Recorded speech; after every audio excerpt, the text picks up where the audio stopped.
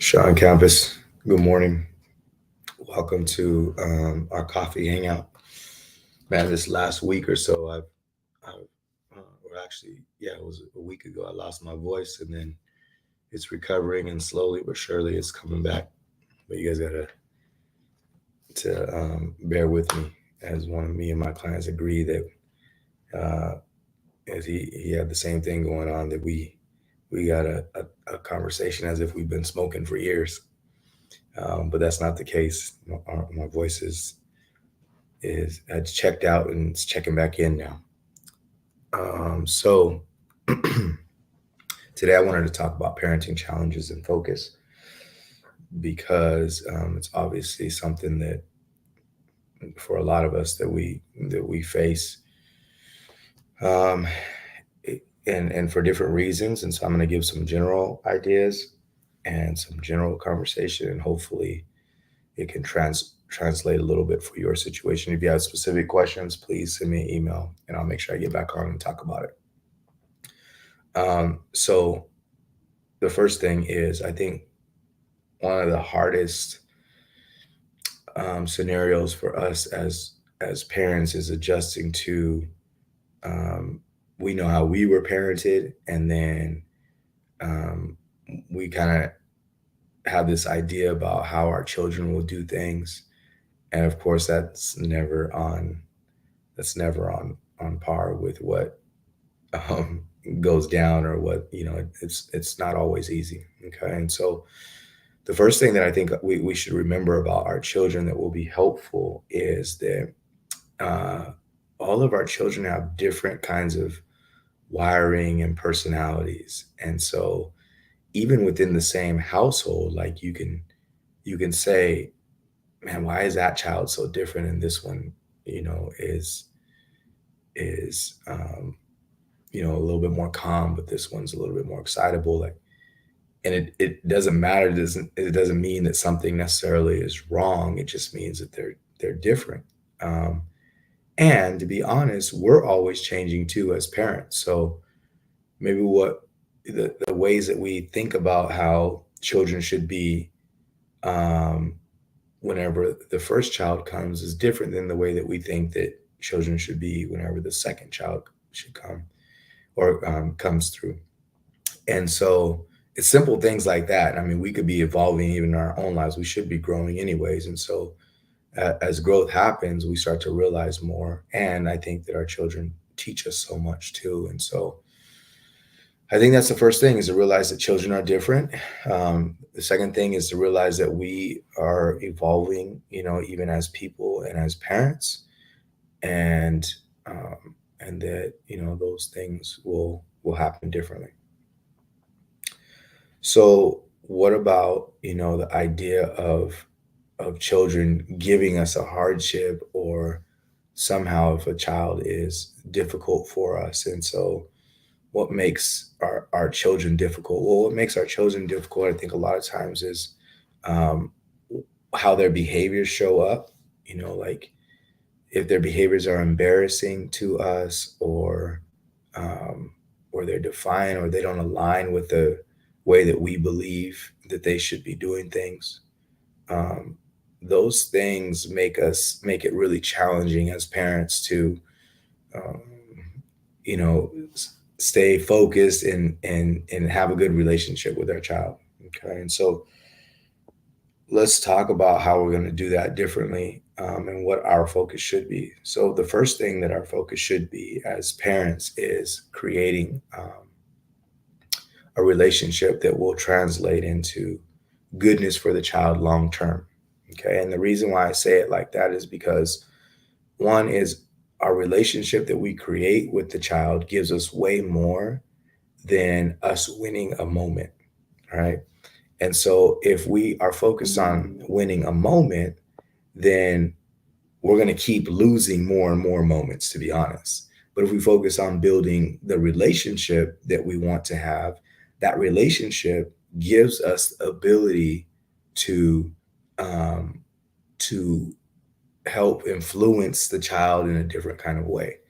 So, as a real life example, let's say that our child is being defiant and not saying, and we're probably talking about, I guess it doesn't really matter the age, but let's go with a teenager. Um, the child is being defiant and not respectful. And if you put a condition on your relationship that we're not having a good relationship until you're respectful, until you are obeying what I'm saying, right?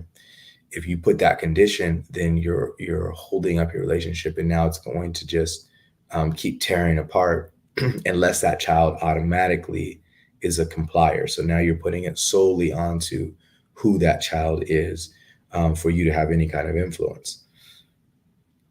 But if you said, look, my relationship is really important to me, and to the child, you said, look, our relationship is super important. I don't know what's going on, but I know I don't want the defiance. I don't want the disobeying, and that's got to change. But I'm going to continue to be next to you and continue to create a relationship that means goodness for both of us. Now, if we switch that over, the long term of that says that whatever the child is going through, you don't make it necessarily about you and the child. You make it about the child and the child versus themselves, and then you being able to be supportive and create a relationship. That's a huge deal for us to be able to have that, because if we have that and we're able to stay there with them while they're going through their hardship and trying to figure out how life should be, how respect should be, how to be obedient, all those things, the reasons that help them, they get to listen to the person who's probably the most important person in their life at this point in time, which is you as a parent. So I want to put the relationship, I think focus wise, I want to put the relationship in front of whatever the scenario is of the day. And that's so hard to do. Um, but I think as parents, if we remember, it's not about a short term scenario all the time. Sometimes it's about what goes on or what's going to happen in the future or what we can create in distance more than anything. And if you remember, like children, if you kind of reflect on your either your childhood or your children's childhood, like they go through little phases, and when they're young, they flip through those phases really quick. When they get older, maybe it lasts, 6 months, 7 months, but they go through phases. And when we get in those hardships, sometimes we want to battle so hard about um, what's going on that we forget that there's a relationship that we should and could be creating. So I want to stay focused on that. And so how do we do that? Well, and I know this because I know that the way the conversation goes, because I've had this conversation before. The child doesn't want to talk. The child doesn't want to have a relationship with me, you know. And so because the child doesn't want to have a relationship with me, I don't. That's not doable. And I would say it's super doable. Um, if we make that our focus, if we say, look, my focus is creating a relationship, well, then that's the things that we're going to do. So we don't need a reciprocation. We don't need them to interact for us to be doing the piece that means start building on the relationship. When it's time, their body recognizes that. There's three things that we always want as people. One is we want to feel important, significance. Another one is we want to feel in control, or feel some kind of idea that, hey, I have power in my life. And another one is we don't want to be abandoned, right? So if we're able to know those things as a parent and we're able to appeal to those things, not in a manipulation fashion, but an idea that says, I need to be able to be next to my child and create relationship. If we're able to appeal to those things, the idea that you don't disconnect emotionally or disconnect physically is super important, right? Be willing to ask conversations and take on their rejection or their forearms and not battle back with them, right? And so as we kind of talk about that, the next question I know becomes like, well, that's not very easy to do, or the statement becomes, that's not very easy to do. And I know that. I think that, one of the things is true is that parenting is super hard. But you think about it like this, like we don't really want robots. Like we don't want our children to be exactly what we want them to be, and they're growing into their own. And as adults, if we have our own hardships and difficulties in being, they're definitely going to have their own hardships and difficulties in being. And so we have to be mindful of a bigger picture about what's going on. If we don't want robots, we have to continue to love them and help them to be in a different place. Okay, so what about parameters? How do I do parameters? Well, there are certain things that you will say that are not negotiable as a parent. But having things that are not negotiable doesn't mean that you have to lose your relationship, right? Let's say that, man, the no matter what, my get inside the house time, my curfew time is 8:30, right? On the weekdays or whenever it is, whatever it is. Let's say that it's not negotiable for you, um, because you build a strong relationship with your child. Your child is much more likely to um, comply. But even if your child isn't willing to or is battling you about that scenario, uh, those areas don't mean that you have to lose the relationship. It just means that you have to be consistent about your follow through with enforcing those kinds of rules inside of your house, right? And so you give them the power to choose, which, remember, we fight over control, significance, and abandonment. You give them the power to make choices inside of their life and do the things that they have to do. And then within those parameters, you parent, right? And so you say, look, anywhere you want to go, just be home by 8:30. I'm okay with it, right?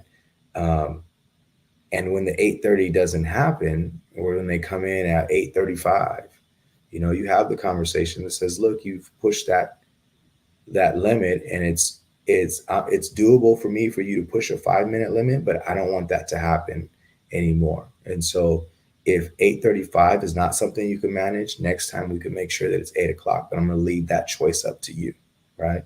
And so as you do those kinds of things and you give them a sense of control, they start being able to manage things that mean that they have to battle themselves for the chance to be where they actually want to be, right? The other thing that's on the line is a later time. Like, if I know if I give you an 8:30 time, you come at 8:35, we definitely can't increase it to 9, because then the next thing I know, you'll be home at 9:05, right? And so you keep giving them that idea that says, look, make the decision that shows yourself that you can be responsible and ally with what dad is saying or mom is saying, right? And so when they do that, as they're able to do that, you're also able to flip that on them too. And like, man, I think it's been amazing that you've been able to come home by 8:30 and you're home actually sooner. And I appreciate the trust that you build in that scenario. And I want to increase it to 9 o'clock. And I think that that's fair enough for you. You're at an age where you've been responsible, and those are the things that I want to see you be able to have. And so as you do those kinds of scenarios, you help to influence, but you only get to create that influence if you have created a relationship that means closeness, and that means that your children will listen, that your children want to be a part of what you're doing. Okay. So the one thing I know is parenting is not easy, and we can go on and on about a lot of different examples, but I hope some of those scenarios were helpful to you and will give you some way of having direction in your parenting. Again, submit questions if you have any. If not, we'll talk to you guys soon. Take care.